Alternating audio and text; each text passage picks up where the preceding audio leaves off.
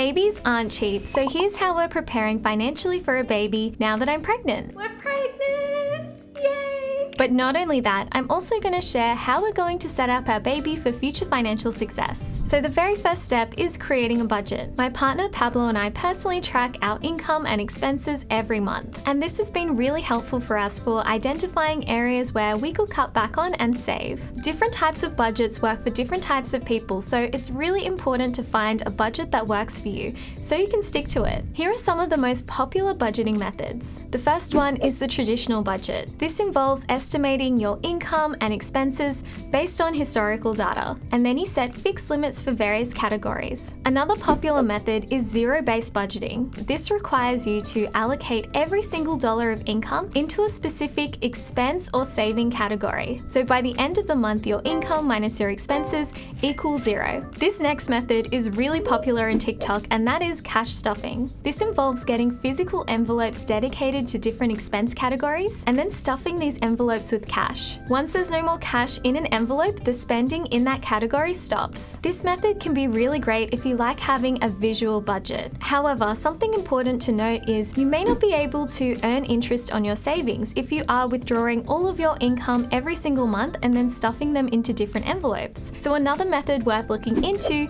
is a virtual cash stuffing method. And this involves doing basically the same thing, but virtually, setting up different bank accounts for different expense categories. And once you've spent all the money in the bank account, then the spending in that category stops. And if you'd like help with budgeting, you can check out our completely free budget tracker down in the description below. We've put a lot of work into this budget tracker and we're really happy with it, so we're sure you'll love it too. Another popular method in the personal finance community is the 50-30-20 budget. This divides your after-tax income into 3 different categories: 50% for needs, 30% for wants, and 20% for savings or investments. And this method is so popular because it provides a simple guide for how you could potentially allocate your income. This last budgeting method is my personal favorite budgeting method because it's the one that Pablo and I use, and that is the pay yourself first budget. This budgeting method prioritizes your savings and investments. You allocate a fixed portion of your income into your savings and investments, and then use the rest of your income to pay your expenses. There's a really popular quote from Warren Buffett which summarizes this budgeting strategy, and that is, don't save what is left after spending, but spend what is left after saving. And as we can see from this quote, Warren Buffett is a fan of the pay yourself first budget. But at the end of the day, it's important to find a strategy that works for you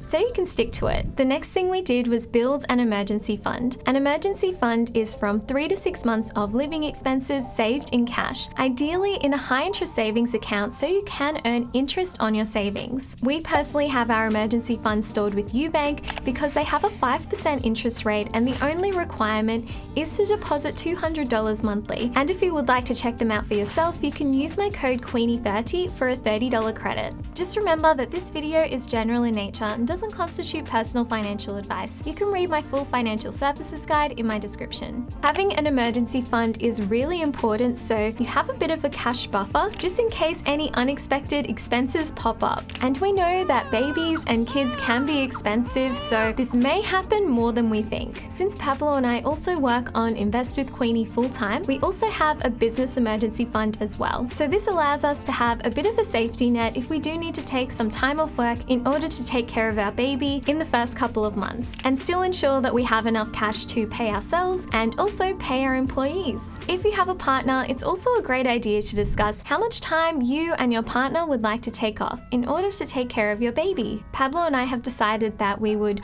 more or less take a similar amount of time off in order to take care of our baby, but it all depends on what you prefer to do as a couple. Something really important that not a lot of people talk about is that on average, women retire with 42% less than men. And the main reason for this is a lot of women do choose to take time out of the workforce in order to take care of kids. And some, even when they do return to the workforce, only do so part-time. So if you are planning to take more time out of the workforce in order to take care of kids than your partner is, then perhaps it's worth chatting to your partner to see if they could contribute some extra money into into your retirement savings or your superannuation. And if you do enjoy these types of videos, it would mean the world to us if you could like and subscribe to this YouTube channel. It helps us understand the type of videos that you like so that we can keep creating value and keep creating more of those videos. We would really appreciate it. Another really important thing to note that not everybody knows is that your government may also have their own parental leave benefits. In Australia, we currently get 20 weeks of paid parental leave from the government at the national minimum wage. If you're a single parent, you can take the full 20 weeks by yourself, and if you have a partner, you can choose how you would like to split these weeks. You may be eligible to apply for your employer's parental leave benefits and also the government's parental leave benefits. So it's definitely worth looking into. One of my friends has 3 kids,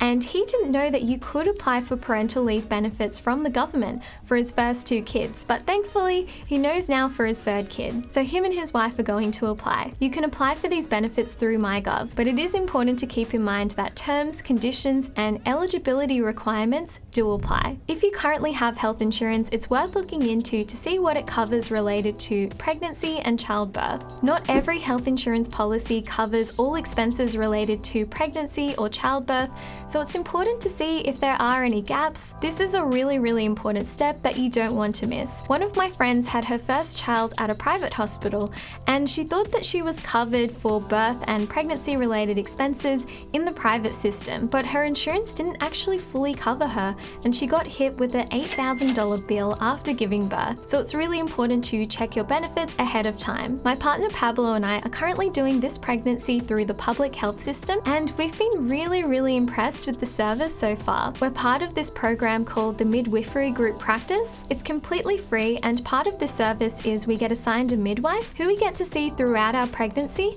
and even afterwards. However, even in the public system, there have been a few out-of-pocket costs, including getting some of the scans and ultrasounds done. 2 of them were done privately, which cost $200 per scan, and our 3rd scan was done for free at a public hospital because we had a referral. If you're in Australia and you are looking to go through the public system, I highly recommend putting yourself on the waiting list for the Midwifery Group Practice. It has been an amazing experience for us so far, but it can book out. Keep in mind that I'm just sharing my own personal pregnancy experience, and it may be different for you. So it's really important to do your own research and speak to some trusted professionals. Something we started doing is creating a baby fund. It's a good idea to open a separate savings account so you can start contributing some money towards baby-related expenses, because there are a lot of them. And another thing that Pablo and I will do is a baby shower in order to help pay for some of these baby-related expenses. And something you could do to help manage some of the costs related to having a baby is setting up a gift registry for your baby shower. You can do this completely for free at a lot of department stores. It's basically a list of different items that you would like to purchase for your baby, and you can send this list to your friends and your family so they can pick items from the list that are within their budget, and they can actually purchase things for you that you would actually use. This can really help you avoid ending up with 20 different car baby seats. In order to reduce some of these costs even more, you could even start reaching out to friends and family that may have baby items at home already that they're not using, or you could even purchase some of them for discounted prices on Facebook Marketplace. Pablo and I have just started compiling a list of different baby items that we need, so if you have any tips for us, please let us know down in the comments. Another important cost to consider is childcare. It's a great idea to start reviewing different childcare options and what their costs could be. You may also have a parent, a friend, or a family member who is able to help you out with some of these caretaking responsibilities. It's also a great idea to see if you are entitled to any benefits with your employer or your government related to childcare. Another really important thing to consider is reviewing your life insurance policy, if you do have one in place. This can help you ensure that your family and your dependents are adequately covered. You may also want to start thinking about now if you have any future expenses that you need to start planning for. For example, education, extracurricular activities, and more. And this is my favorite point, which I'm personally very excited to do, and that is investing for kids. Pablo and I already have a plan set up. When our baby is born, we're going to set up a custodial investing account for them, and we'll invest $1,000 into an ETF. Then every year we're going to invest $1,000 into that account. If we do this every year and assuming an 8% yearly return, by the time our kid is 18, they'll have over $40,000 in their account. But there's even more. If they leave this money in their account, by the time they're 65, they'll have over $1.8 million without having to invest a single dollar, and we would have only contributed $19,000. And that is the power of compound interest and why we're going to start investing as soon as our baby is born. Keep in mind these numbers are just estimates and the real numbers may be higher or lower. If you are considering investing for your kids as well, it's really important to consider the tax implications. There's a really amazing article that you can read called How to Invest Your Kids from Pivot Well, which goes through some different scenarios and the potential tax implications. From a legal and tax perspective, there are basically two main ways that you can go about investing for your kids. The first one is to hold the investments in your own name with the intention of gifting these investments to your kids in the future. And the second option is to hold the investments in your name but have your child listed as the beneficiary. Pablo and I personally have a family trust setup, which we set up with our accountant, so we have gotten personalized advice which suits our situation. So if you are looking to go down this path, I think it is definitely worth getting some personalized advice to see what works for you. But if you would like more information, you can check out this article. And if you would like to get started investing, we have created a completely free investing cheat sheet, which you can check out down in the description below. Let us know down in the comments below if you would like us to do a separate video on how we're planning to invest for our kids. We would really love to hear from you. And write us a comment below with the word orange in it, just so we know you watched this video all the way through. Thank you so much for watching. We'll see you in the next video. Bye.